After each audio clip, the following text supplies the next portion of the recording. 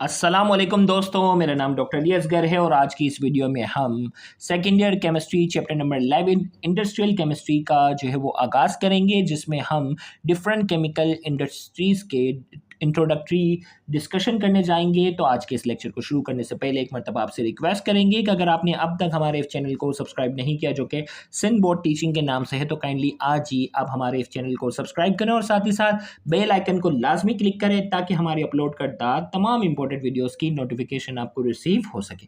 तो आइए हम स्टार्ट करते हैं इंडस्ट्रियल केमिस्ट्री के इस चैप्टर को। तो आइए हम थोड़ा सा नोट्स की शक्ल में भी, जैसा कि आप जानते हैं, कि हम डिस्कस करते हैं। तो सबसे पहले इंडस्ट्रियल केमिस्ट्री की definition. Industrial chemistry is a branch of chemistry which deals with the conversion of raw material into useful product through chemical process.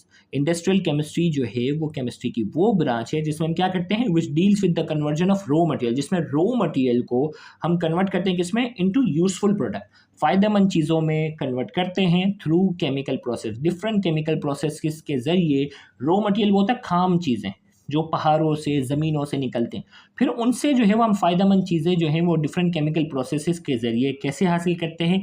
आइए हम स्टार्ट करते हैं। तो ये इंडस्ट्रियल केमिस्ट्री आ गई।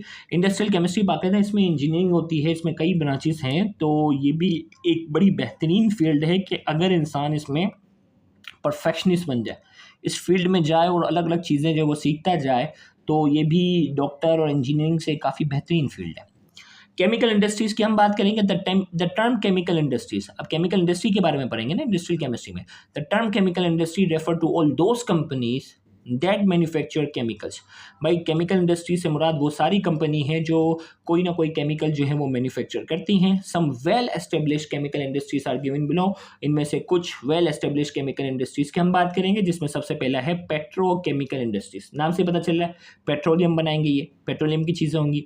These industries are primarily focused on the extraction, refining and processes of petroleum and natural gas.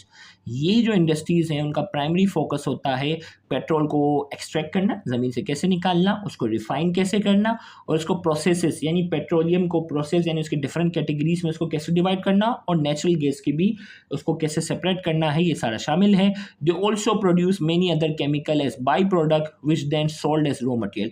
और इस पूरे प्रोसेस के दौरान कई ऐसे केमिकल्स होते हैं जो बाई प्रोडक्ट का मतलब एक्स्ट्रा चीज़ें वो बनती हैं जो कि सोल्ड हो जाती है रॉ मटेरियल के तौर पर दूसरी कंपनी को, ये बाकायदा क्या कर देते हैं, सेल आउट कर देते हैं। अब देखें यहाँ हमारे पास एक चार्ट है, थोड़ा सा मैं वो बता दूं आपके सामने। जैसे क्रूड ऑयल ज़मीन से जो गारे की शक्ल में जो निकलता है ना पेट्रोलियम, वो क्रूड ऑयल की शक्ल में।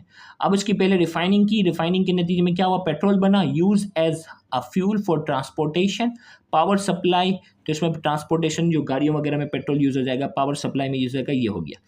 अब जो वो क्रूड ऑयल में क्या होगा, पेट्रोकेमिकल, फीड स्टॉक और बेसिक पेट्रोकेमिकल्स, मुख्तलिफ चीज़ें इसमें देखें। रिफाइनिंग में तो ये चीज़ें इस्तेमाल हो गई। अब और क्या चीज़ें निकलती हैं इसमें, नेचुरल गैसेस में निकलेंगी ना, methane, ethane, ethene, propene, butene, benzene, ये सारी चीज़ें क्या होती हैं, क्रूड ऑयल से बनती हैं। अब ये क्रूड ऑयल वाली जो चीज़ें हैं, इन सारी चीज़ें ये रॉ मटेरियल के तौर पर अगर इस्तेमाल हो तो आपको मालूम है कि ये methane, ethane, ethene, propene, butene, benzene, इनसे हम क्या बना सकते हैं, alcohol, carboxylic acid, amines, ether, aldehyde, halogen derivatives, ये सारी चीज़ें बन सकती हैं। तो ये जो चीज़ें निकली हैं ये रॉ मटेरियल के तौर पर हम क्या कर सकते हैं, दूसरी इंडस्ट्री को दे सकते हैं और उनसे ये सारी चीज़ें बना सकते हैं। और इन दोनों चीज़ों की मदद से फिर क्या हो सकता है, different industry, solvent, polymers, fertiliser, pesticides, detergent, dice, cosmetic, ये सारी चीज़ें इन दोनों की मदद से क्या हो सकती है, बन सकती हैं। ये सारी चीज़ें भी आगे डिस्कस में आएंगी। तो इसी तरीके से और इन सारी चीज़ों की मदद से हमें क्या मिलता है, क्लॉथिंग, कपड़े मिलते हैं, shelter, food, health, transportation, communication, ये सारी चीज़ें मिलती हैं। तो ये इंडस्ट्री आप देख सकते हैं कितनी ज़्यादा इंपॉर्टेंस रखती है। फिर दूसरी इंडस्ट्री की हम बात करेंगे, पेट्रोकेमिकल इंडस्ट्री के बाद जो है फर्टिलाइज़र की हम बात करेंगे। फर्टिलाइज़र जो है वो खाद होती है। Fertilisers are responsible for the production of fertiliser. Fertiliser industry का काम होता है अच्छे से अच्छी खाद बनाना है, which are substance use to improve soil fertility and promote plant growth, जिसका काम होता है कि ज़मीन की फर्टिलिटी की जरखेज़ी को बढ़ाना है और पौधों की ग्रोथ को बढ़ाना है। There are two main types of fertiliser. Fertiliser हमारे पास दो किस्म की हैं। एक हमारे पास है which are organic fertiliser which are drive from natural sources, कुदरती जो चीज़ें होती हैं उससे यह तैयार की जाती हैं। और synthetic fertiliser which are manufacture chemically, जिसको बाकायदा केमिकल प्रोसेस के जरिए क्या करते हैं, तैयार किया जाता है। अब बुक के अंदर जो चार्ट है जो कि एमसीक्यू पॉइंट ऑफ व्यू से आपने याद रखना पड़ेगा। फर्टिलाइजर, सबसे पहले तो इन सबके फॉर्मूला, अमोनियम नाइट्रेट फर्टिलाइजर है, देखिए ये सारी सिंथेटिक फर्टिलाइजर है, ammonium nitrate, urea, di ammonium phosphate short में डीएपी, पोटेशियम क्लोराइड जिसे मोनो ऑर्गेनिक फॉस्फेट इसे कह रहे होते हैं एमओपी। तो ये जो है इनके सब फॉर्मूला आपने अमोनियम नाइट्रेट का फॉर्मूला, यूरिया का फॉर्मूला, डाई अमोनियम फॉस्फेट का फॉर्मूला याद करना है, पोटेशियम क्लोराइड का। अब ये कौन कौन सा न्यूट्रिशन प्रोवाइड करने की सलाह रखता है वो भी याद रखना है कि अमोनियम नाइट्रेट जो उससे हम नाइट्रोजन सप्लाई कर सकते हैं, यूरिया से भी नाइट्रोजन, डाई अमोनियम फॉस्फेट से नाइट्रोजन और फॉस्फोरस दोनों सप्लाई होता है, पोटेशियम क्लोराइड से सिर्फ पोटेशियम। अब क्या यूजेस हैं, development of roots and maintaining pH of soil, soil की पीएच को मेंटेन रखते हैं, रूट्स को डेवलपमेंट में हेल्प करते हैं। यूरिया जो है वो development of leave, stem and fruit, stem, leave और फ्रूट की डेवलपमेंट में हेल्प करता है। Diammonium phosphate development of early stage of plant growth, plant की जो अर्ली स्टेज होती है इसमें इसकी बहुत ज़्यादा ज़रूरत होती है। और इसी तरीके से पोटेशियम जो है वो help enzyme activities and photosynthesis, enzyme की डिफरेंट एक्टिविटीज़ और फोटोसिंथेसिस में पोटेशियम का बहुत अहम किरदार है। फिर हमारे पास जो है फर्टिलाइजर इंडस्ट्रीज के बाद हमारे पास आ जाती है टेक्सटाइल इंडस्ट्री। टेक्सटाइल इंडस्ट्री नाम से ही पता चल रहा है कि कपड़े वगैरह यहाँ से बनेंगे। Textile industries are sectors of the economy that involves the production of fabrics and textile. इसमें क्या होता है, कपड़े बनते हैं, टेक्सटाइल बनते हैं, including natural fibres like cotton and wool. इसमें कॉटन और वूल जो नेचुरल फाइबर जो होते हैं वो बनते हैं, एज वेल एज सिंथेटिक जिनको बाकायदा केमिकल प्रोसेस के जरिए तैयार किया जाता है, पॉलीस्टर और नायलॉन, ये सब जो है वो टेक्सटाइल इंडस्ट्री में तैयार किए जाते हैं। अब आइए इसमें चार्ट में हमारे पास क्या है वो भी आपको याद करना पड़ेगा। पॉलीस्टर, नायलॉन और एक्राइलिक। पॉलीस्टर क्या है, synthetic fibre made from petrochemical, synthetic fibre है, ये पेट्रोकेमिकल से हासिल किया जाता है। अब इसके ज़रिए क्या होते हैं, क्लोथिंग, कपड़े बनते हैं, shirt, pants, dresses, jackets, curtains, bedding, ये सारे पॉलीस्टर से क्या बनते हैं। नायलॉन की बात करें, क्या strong and durable synthetic fibre, ये स्ट्रॉन्ग और ड्यूरेबल पायदार फाइबर्स होता है। Stocking, hosiery, swimwear, robes, parachute and various sportswear. Sportswear वगैरह की बात, वो जो ज़्यादातर चीज़ें होती है उसमें नायलॉन का इस्तेमाल होता है, जिसमें स्विमिंग के कपड़े, पैराशूट हो जाते हैं, रस्सियाँ वगैरह जो है वो नायलॉन की बहुत ज़्यादा मजबूत बनती हैं। इसी तरीके से एक्राइलिक की हम बात करेंगे, soft and light weight synthetic fibre, soft होता है, लाइट, वजन कम होता है, सिंथेटिक फाइबर होता है, इससे स्वेटर बनता है, ब्लैंकेट बनता है, फॉक्स फर जो सॉफ्ट सॉफ्ट चीज़ें होती हैं वो बनती हैं, कारपेट जो होती हैं वो इससे बनती हैं। फिर इसके बाद हमारे पास है पेंट इंडस्ट्री की हम बात करेंगे। The paint is a sector that produce liquid or powder substance use for coating surface. Paint नाम से ही पता चल रहा है कि ये डिफरेंट किस्म की कोटिंग जो होंगे ना, अलग अलग कलर जो दीवारों पे करते हैं मुख्तलिफ चीज़ों पे डेकोरेशन के लिए, तो ये कोटिंग वाली चीज़ें बनाती हैं, providing protection and decoration and other functional purposes in various applications such as construction, automotives and industrial sector। तो ये जो पेंट इंडस्ट्री जो है उसमें लिक्विड या पाउडर सब्सटेंस तैयार किया जाता है और उनका मकसद होता है डिफरेंट सरफेसेस पर कोटिंग बनाना। अब इसमें क्या होता है, इसका काम होता है प्रोटेक्शन करना है मुख्तलिफ चीज़ों को, कलर से भी प्रोटेक्शन होती है ना, जंग से बच जाता है, डेकोरेशन के तौर पर, और डिफरेंट फंक्शनल पर्पस के लिए इस्तेमाल होता है, जिसमें कंस्ट्रक्शन जो होता है उसमें भी तो फिर कलर होती है ना मुख्तलिफ चीज़ें, ऑटोमोटिव जो गाड़ियाँ वगैरह बनती है उस पर भी कलर चाहिए, और अदर इंडस्ट्रियल सेक्टर्स में भी पेंट का बहुत किरदार है। अब जो वो पेंट के लिए हमारे बुक के अंदर जो चार्ट है हम उसकी बात करेंगे। Water based paint, oil based paint, enamel paint, epoxy paint.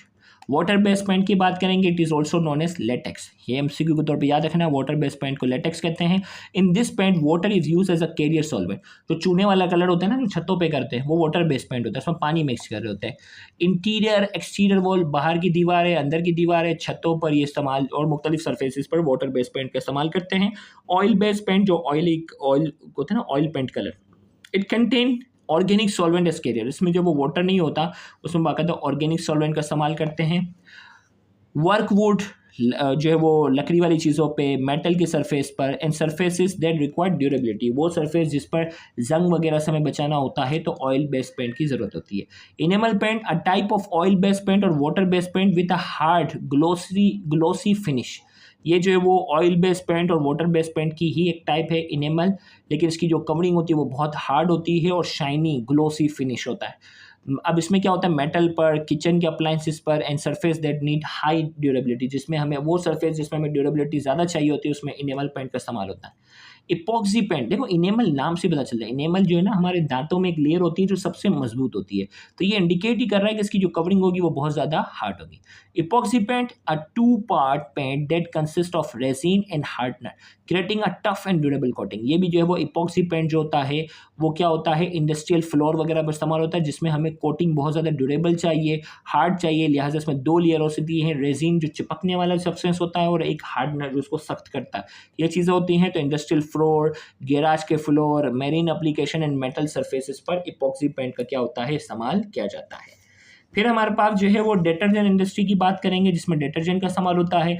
The detergent industry produce cleaning products typically designed for various application like laundry, dish washing and surface cleaning. Detergent industry में जो है वो cleaning product जो है वो तैयार की जाती हैं, जिसमें वेरियस एप्लीकेशन लाइक लॉन्ड्री, कपड़े वगैरह साफ़ करने के लिए, डिश वगैरह वॉशिंग साफ़ करने के लिए, ज़मीन की सफाई वगैरह जो सरफेस की सफाई के लिए जो है वो केमिकल तैयार किए जाते हैं। This product help to remove dirt and stain and grease. ये क्या करते हैं, गंदगी, डर्ट जो होते हैं ना, गंदगी, स्टेन जो धब्बे होते हैं या ग्रीस वगैरह के निशान होते हैं, उसको निकालने के लिए इस्तेमाल होते हैं for improve hygiene and cleanness. जिसकी वजह से क्या होगी, अगर सफाई होगी तो हमारी हाइजीन जो होगी बेहतर रहेगी। सफाई सुथराई तो आपको मालूम है कि बहुत ज़रूरी है, तो ये इसमें इस्तेमाल होता है। अब डिटर्जेंट के हवाले से हमारे बुक में चार्ट किया है, देखते हैं एमसीक्यू पॉइंट ऑफ व्यू से। Laundry detergent, dish washing detergent, all purpose cleaner, hand shop, ये सारे जो है वो डिटर्जेंट की कैटेगरी में आते हैं। इनके अंदर सब में एक चीज़ कॉमन है, सर्फेक्टेंट सर्फेक्टेंट सर्फेक्टेंट। सर्फेक्टेंट वो केमिकल होता है जो सरफेस टेंशन को क्या करता है, कम करता है, और ये सरफेस टेंशन कम होने की वजह से चिकनाहट वाली चीज़ों को ये अपने साथ खींचने की क्या रखता है, सलाह रखता है। तो सबसे पहले लॉन्ड्री क्लीनर, नाम से पता चल रहा है कपड़ों की सब क्लीनिंग क्लॉथ्स इन वॉशिंग मशीन, वॉशिंग मशीन में इस्तेमाल होगा। इसमें क्या होता है, कौन कंपोजिशन क्या क्या है इसकी, surfactant, builders, enzymes, fragrance, water softener. अब इसमें एक तो सरफेस टेंशन कम करने वाला है, दूसरा झाग बनाने वाला इसमें मौजूद है, एंजाइम्स इसके अंदर मुख्तलिफ हो सकते हैं, फ्रेगरेंस खुशबू भी होगी, और इसी तरीके से वाटर सॉफ्टनर जो है वो, वाटर सॉफ्टनर का मतलब है कि नमकीन पानी होता है ना, हार्ड वाटर को ये सॉफ्ट वाटर बनाएगा। हार्ड वाटर जो बोरिंग का जो पानी आता है उसमें अगर आप साबुन इस्तेमाल करोगे तो वो सही से काम नहीं करता, लेकिन डिटर्जेंट काम करता है क्योंकि वो वाटर को सॉफ्ट भी कर सकता है। डिश वॉशिंग की अगर हम बात करेंगे, इसमें सर्फेक्टेंट, एंजाइम्स, फ्रेगनेंस और वाटर सॉफ्टनर शामिल हैं। ये आपको मालूम है कि डिश वगैरह की सफाई के लिए इस्तेमाल होता है। All purpose cleaner, surfactant, solvent and fragrance water, इसमें खुशबू भी होती है। ये है ऑल सरफेस के लिए, ऑल पर्पस के लिए ये तमाम चीज़ों में इस्तेमाल कर सकते हैं। Cleaning various surface and floor, कई सरफेसेस और फ्लोर के लिए इस्तेमाल होता है। हैंड सॉप की बात करेंगे, surfactant, moisturiser, fragrance and antibacterial agent. साबुन के अगर इस्तेमाल करेंगे उसमें सर्फेक्टेंट तो होगा, मॉइस्चराइजर नमी। देखो अब यहाँ मॉइस्चराइजर की ज़रूरत नहीं थी, लेकिन ये तो इंसान की सरफेस पर, बॉडी पे इस्तेमाल हो रहा है, तो इसलिए क्या होगा, ज़्यादा ड्राई ना हो जाए, स्किन बहुत ज़्यादा खुश्क हो जाएगी तो प्रॉब्लम होगा। तो मॉइस्चराइजर भी होगा, खुशबू भी होगा, और जरासीम मारने वाली चीज़ें भी होंगी। हैंड हाइजीन एंड क्लींजिंग, हाथ धोने के लिए, सफाई के लिए इस्तेमाल होता है।